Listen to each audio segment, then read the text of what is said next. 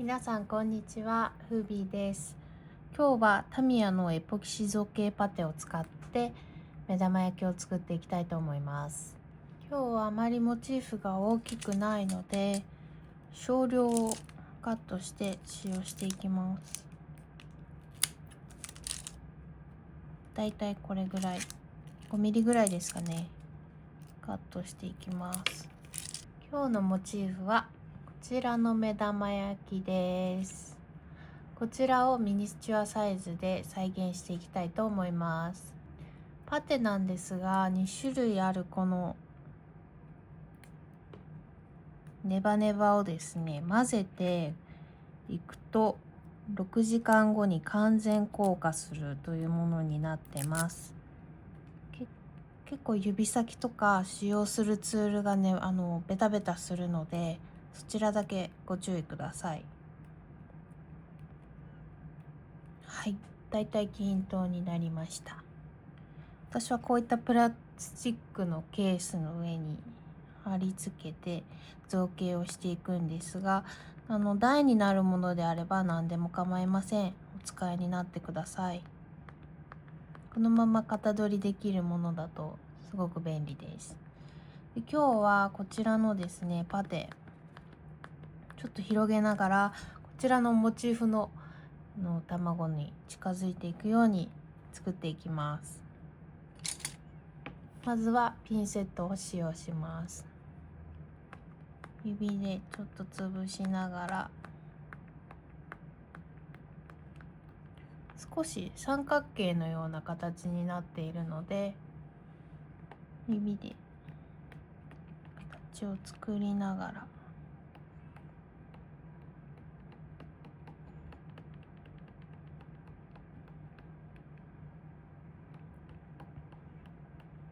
薄い部分とちょっと肉厚な部分、分厚い部分を作っていきます。で、こうひらひらとなっている部分はピンセットを使っていきます。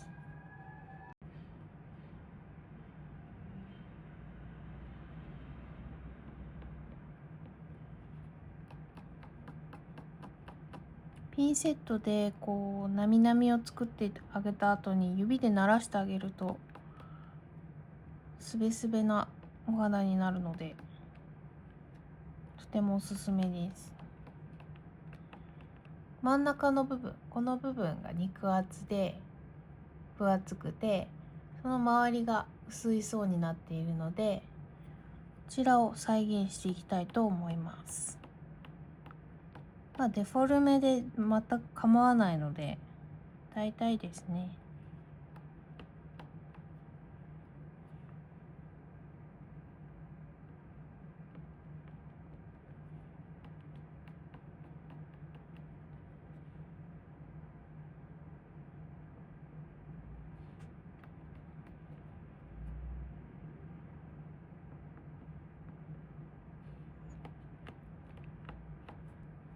こういったシリコンのスパチュラがあると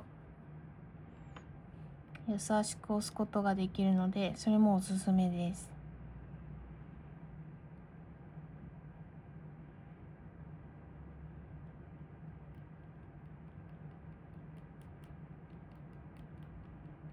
今回の目玉焼きは本当に周りが薄いので薄く薄く伸ばしていきます。要所要所デフォルメといってもポイントは押さえていく感じですね。私はこのひらひらの部分を残したいので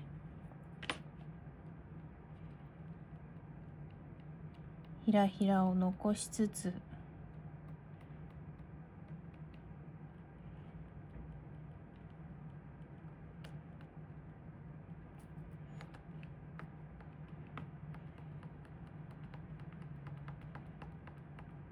形を作っていきます。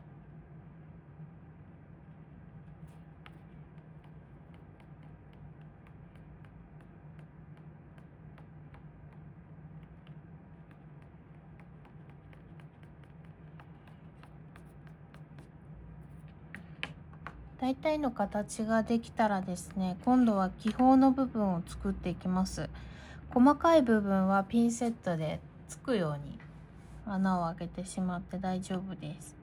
特にこの目玉焼きの場合はここの部分、そして上にかけての部分ですね、周りの部分が気泡ができているので、全ては再現しないんですけれども、大きい気泡ですとか、ポイントになりそうかなという気泡を表現していきます。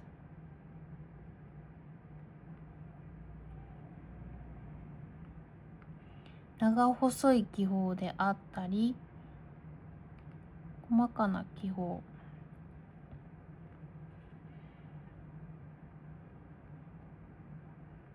大中小の気泡、こういったのをかたどってあげると可愛いですね。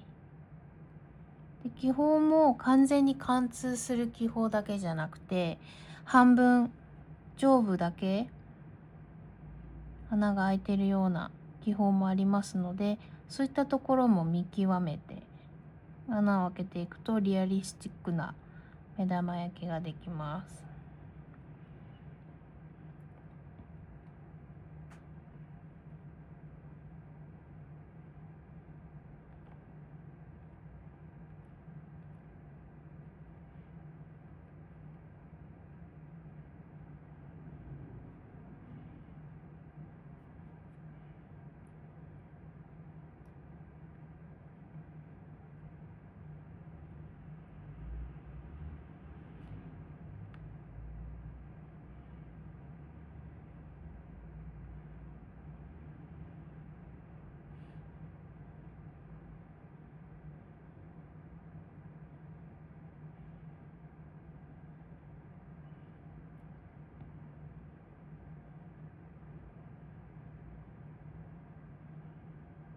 こんな感じですかね。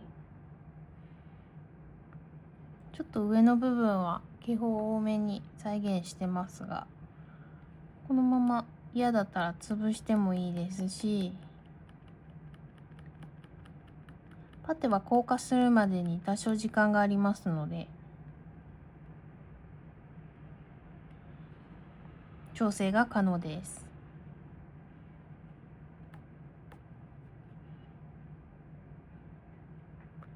私はこれぐらいでいいかなと思うので、このまま6時間放置をして硬化させたいと思います。その間に黄身の部分を作っていきましょう。では黄身を作っていきます。黄身にもパテを使っていくんですが、本当にごく少量で結構です。ちょっとハサミにくっついてしまうかなぐらいのはみ出してる部分を使用していきます。ちょっと多かったかな。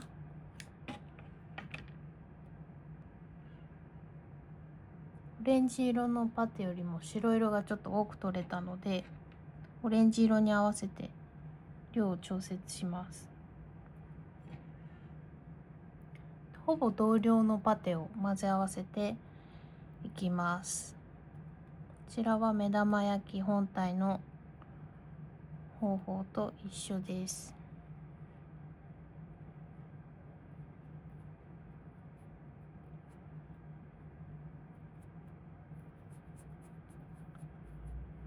今度は丸めてみましょ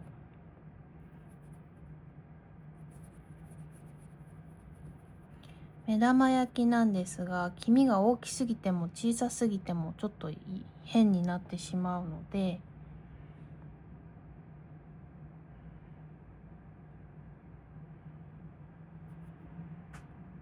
パテを丸めた状態で目玉焼きの隣に持ってきます。で、ちょっと半円になるように潰してあげて、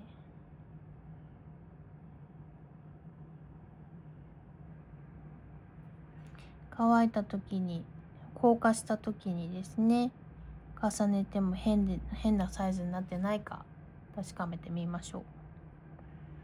私はこのサイズで問題ないなと思うので、一度こちらもそうだな、新しいケースを用意したので、こちらに貼り付けていきます。で、ここで形の微調整。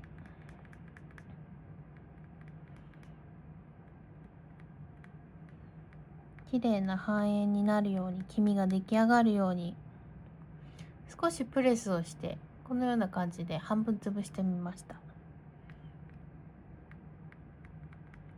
指紋が残らないように少し滑らせながら造形していくと良いです。こういったクリアケースを使うと重ねてサイズがおかしくないか見ることができるので、とても良いです。おすすめです。ではこのまま6時間待って硬化を待ちたいと思います。また6時間後お会いしましょう。数時間経ちましたので型取りをしていきたいと思います。型取りにはブルーミックスを使います。ブルーミックスの計量にはパジコのカラースケールを使っていきます。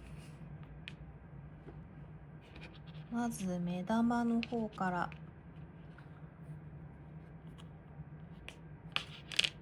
やっていきましょう。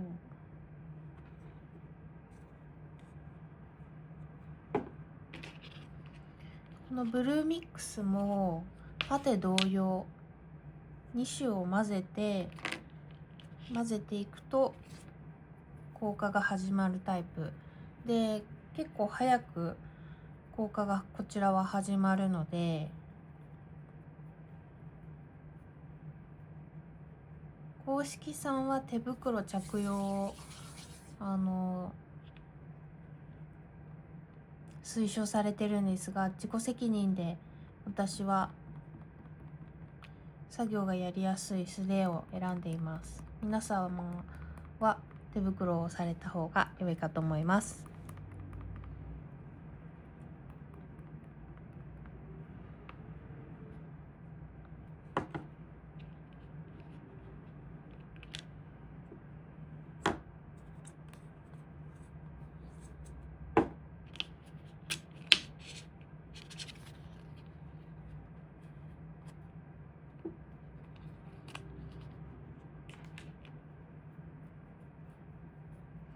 皆様はぜひ手袋をつけて作業なさってください。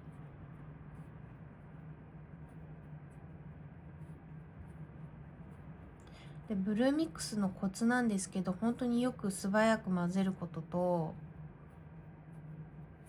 あとは一度私は丸めてから対象に乗せていってプレスする感じでいつも硬化してます。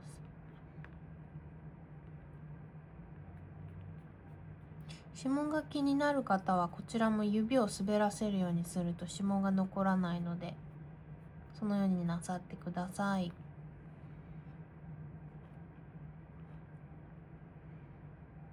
クリアケースなので裏からどういう状況か見れるのも良いかと思います。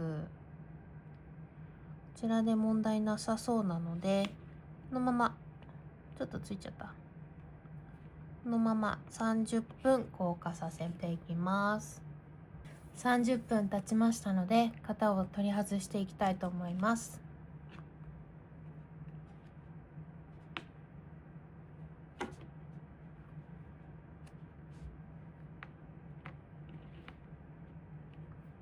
型が外れました。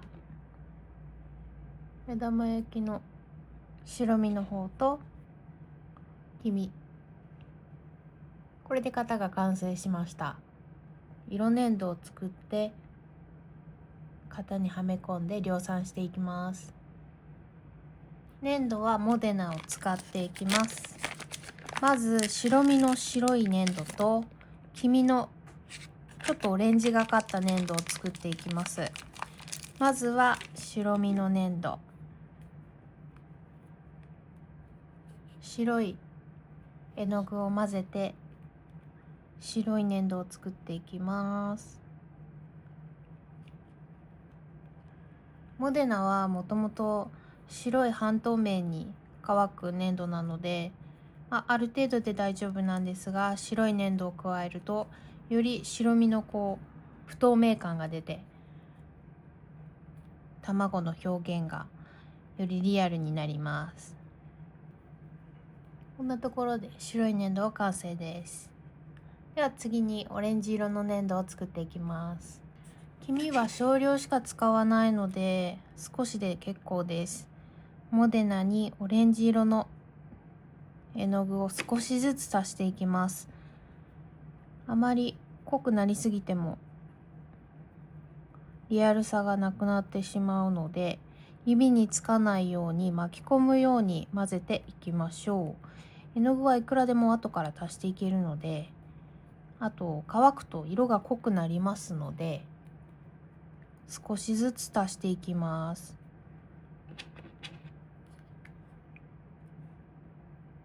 この時にお気に入りの黄色だったりオレンジだったり、お気に入りのもし卵の色味がありましたら、その色味を作っていただければ結構です。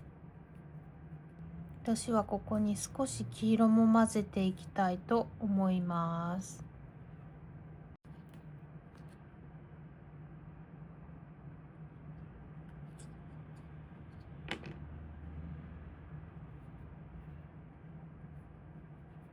だんだん絵の具を混ぜていくと、絵の具の量が増えるにつれて粘土が非常に柔らかくなります。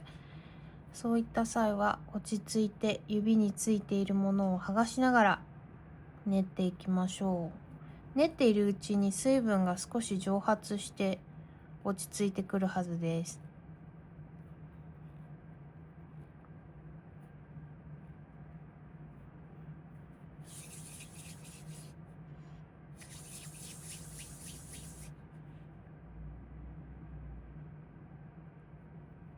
私はこのような色味に仕上げます。では黄身の型抜きをしていきます。オレンジ色に色をつけた粘土を型にはめて型抜きしていきます。指ですり切りしてすり切って、持ってる粘土でくっつけて取り出します。今度は持ってる粘土の少し練ってあげて、綺麗な面を取り出して、またすり切り1杯ですね。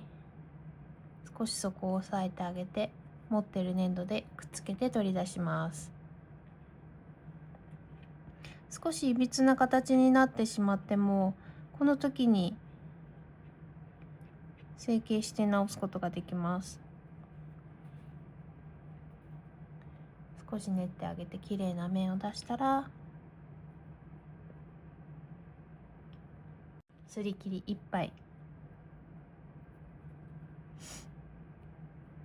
粘土でくっつけて取り出します。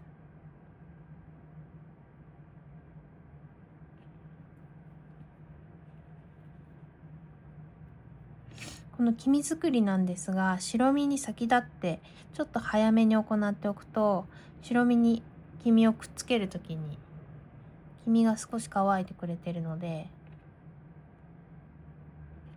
作業が楽になります。少し練って綺麗な面を出してから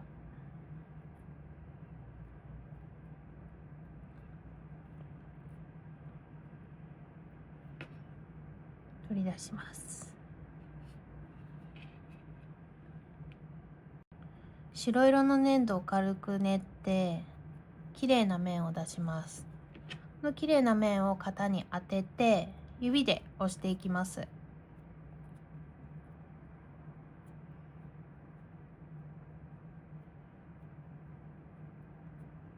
そして指ですり切り取ったら、再度指で押さえてあげて、最後はテーブル、カッターマットですねに押し付けます。こうすることで底もまっすぐ仕上がります。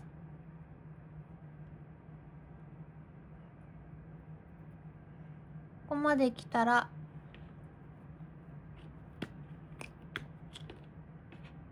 裏返しにして少しはみ出しを作る感じで押し出します。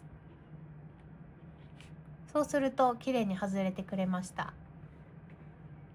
もう一度やってみます。少し練ってきれいな面を出したら型に当てて指で押していきます。指ですり切って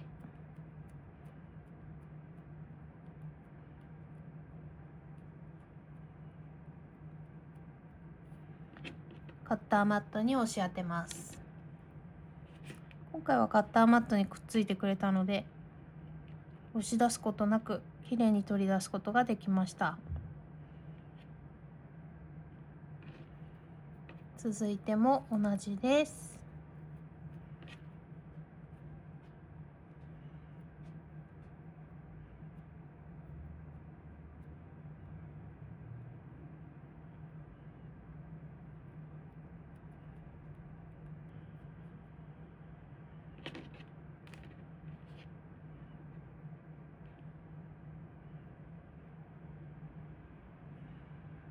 気泡の部分がくっつきやすいので、こういった時は指で優しく剥がしてあげてもいいですし、剥がれやすい箇所を見つけて押し出してあげるのも一つの手です。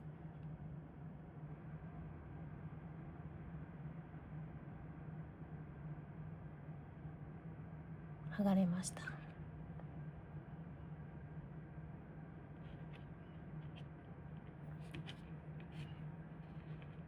あとはですね、こういった市販のボトルにオイルを入れて剥離剤として使うのも一つです。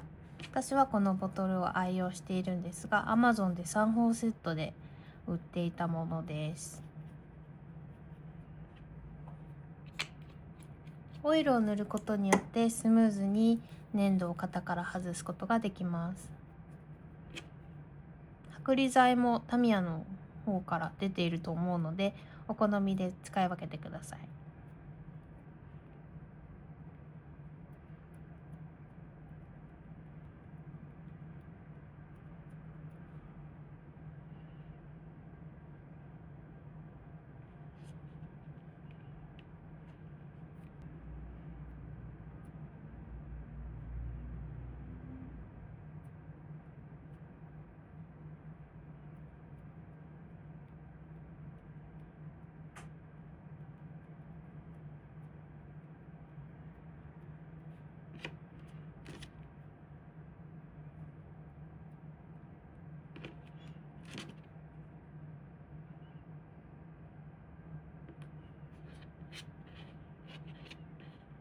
白身と黄身が抜けましたので、今度は白身に黄身をボンドでくっつけていきます。だいたいどの位置に黄身を置くかは自由なんですけれども、私は中央部分に、この厚みのある中央部分に置いていきたいと思います。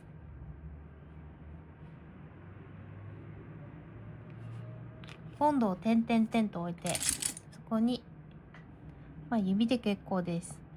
黄身を置いていきます。ちょっと上から押さえる感じ。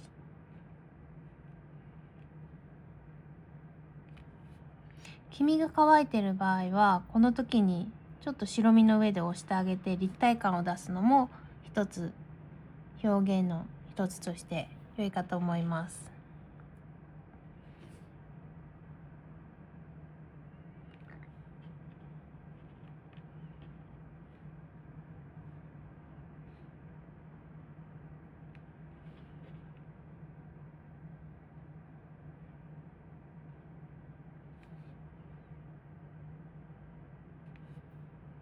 こんな感じで目玉焼きが完成しました。この後は焼き色をつけていって、その上からニスを乗せて完成となります。本日目玉焼きの彩色に使っていく絵の具はこの3色です。トランスペアレントローシエンナ、ローシエンナ、トランスペアレントバーントシエンナです。縁に薄く色を塗っていくだけなので、細かなブラシ、細いブラシで結構です。こういったブラシですとか、もう本当に極細のブラシで結構です。トランスペアレントローシエンナを縁に薄くのせていきます。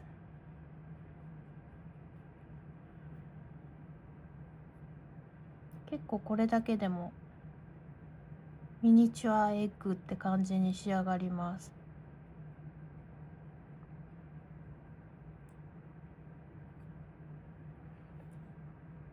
本日は撮影の関係で柔らかい状態で色をのせているんですが、乾いてから色をのせるようになさってください。そうすると黄身を潰すことがないので、作品を傷つける心配がないです。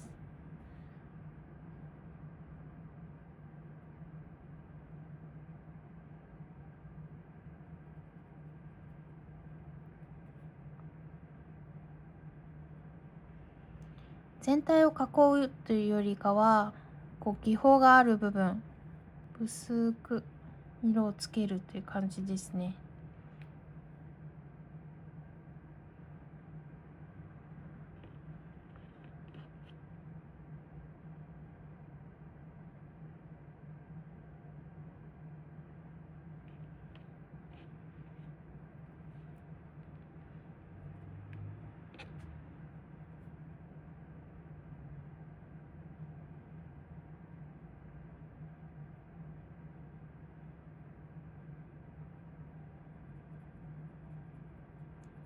エッジだけ色をのせていく感じです。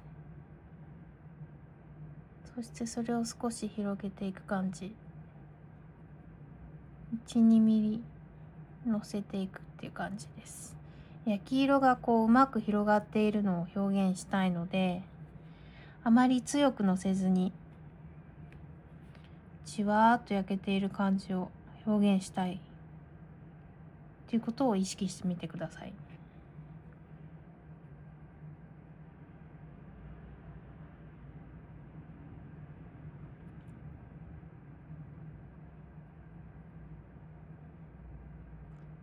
絵の具も筆に取りすぎないように少しずつのせる感じで結構です。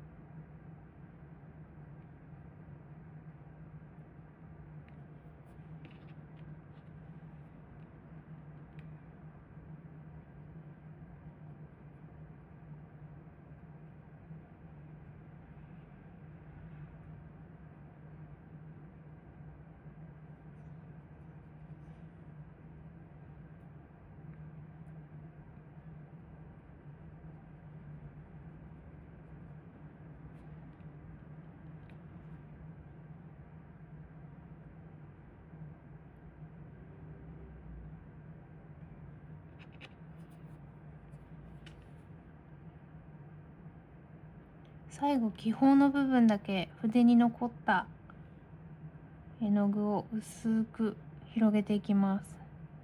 この絵の具、トランスペアレントローシエンナは半透明の絵の具なので、軽く筆に残っている程度だとそこまで強く色が残りません。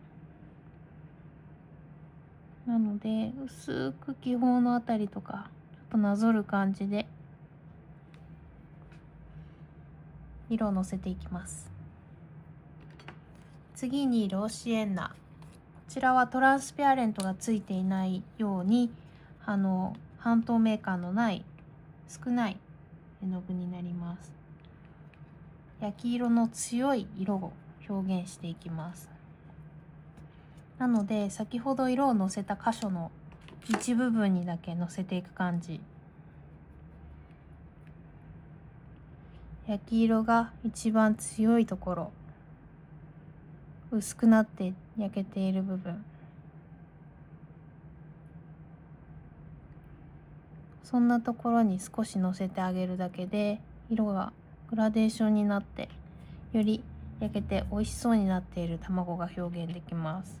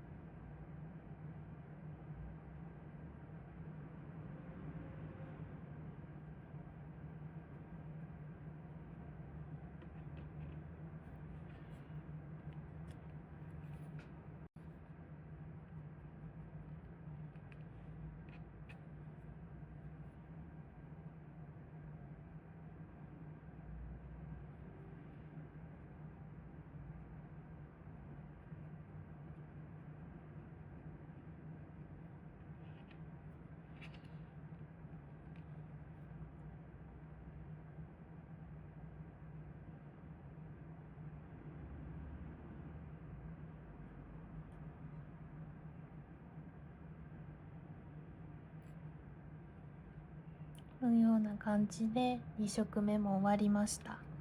最後にのせていくのがトランスペアレントバーントシエンナ。こちらは結構色のインパクトが強いので、ごく少量で使用していきます。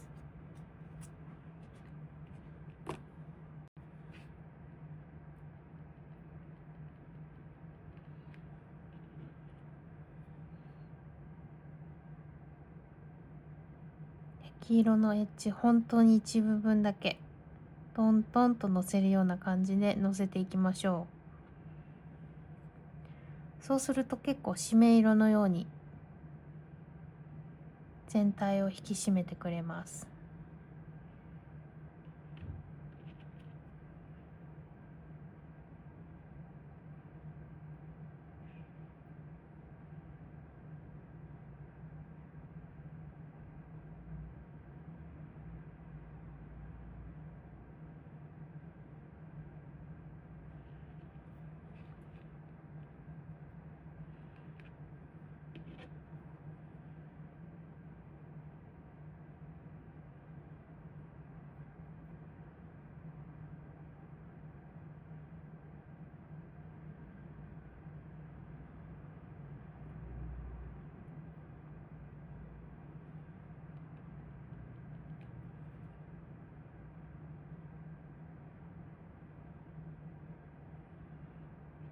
結構赤みの強い色なので、どちらかというと焦げ色に近い色になります。